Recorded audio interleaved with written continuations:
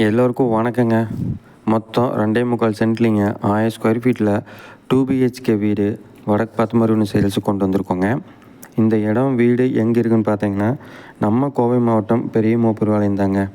கரெக்டாக அன்னூர் டு தென்னம்பாளையம் ரோட்டில் இருந்து ஜஸ்ட் 1 கிலோமீட்டருங்க. அன்னூர் டு கரும்புத்தம்பட்டி ரோட்லேருந்து ஒரு 3 கிலோமீட்டர் வந்துடும். கனியூர் டோல்கேட்லேருந்து ஒரு 4 கிலோமீட்டருங்க.